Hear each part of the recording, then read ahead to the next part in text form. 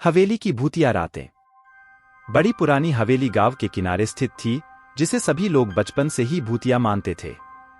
गांव वाले कहते थे कि रात के समय वहां अजीब अजीब आवाजें सुनाई देती हैं और कोई भी उस हवेली के पास रात को नहीं जाना चाहता था। एक दिन गांव का एक छोटा बच्चा नामक राजू हवेली की तरफ बढ़ा। राजू एक साहसी बच्चा था और उसका मन उस हवेली के रहस्य को खोलने का कर रहा था। वह अपने दोस्तों को बताने लायक हवेली के रहस्य को खोलने का निर्णय लिया। एक रात जब सभी सो रहे थे, राजू ने अपने दोस्तों को साथ लेकर हवेली की ओर बढ़ा। गांव वालों की भूतिया बातों ने राजू को उत्सुक कर दिया था, लेकिन उसने अपने हरदम बढ़ते कुरागे को दिखाते हुए कहा, मैं देखना चाहता हूं कि क्या सचमुच में रात के समय यहाँ कुछ होता है या नहीं। हवेली के पास पहुंचते ही वे सभी अच्छे से सुनने लगे कि कहीं कुछ हलचल हो रही थी। धीरे धीरे हवेली के दरवाजे को खोलते ही उन्हें एक अजीब सी आवाज सुनाई दी। कौन है? एक पुरानी आवाज ने सवाल किया। राजू और उसके दोस्तों की हड्डियां कंप रही थीं, पर वे निर्भीक बने रहे।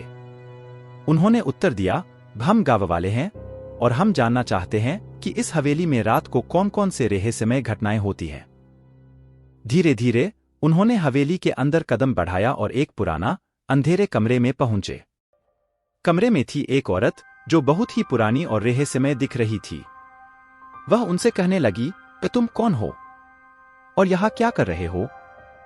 राजू ने अपना उद्देश्य साफ किया और उसे बताया कि गांव वाले इस हवेली को भूतिया मानते हैं और रात के समय इसमें अजीब आवाजें सुनाई देती हैं।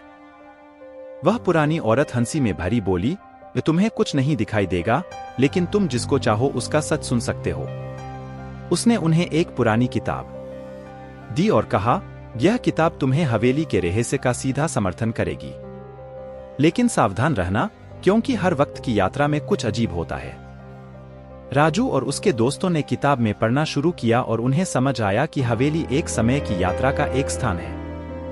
वे यह समझे कि हर रात हवेली में वक्त की यात्रा होती है और उसमें अजीब आवाजें सुनाई देती हैं। गांव वालों को बताने लौटे बाद हवेली का रहस्य खुल गया।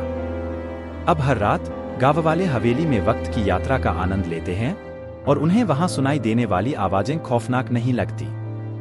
गांव में खुशी और सामंजस्य हो गई और हवेली, जिसे सभी डरते थे, अब एक महत्वपूर्ण स्थान बन गई थी।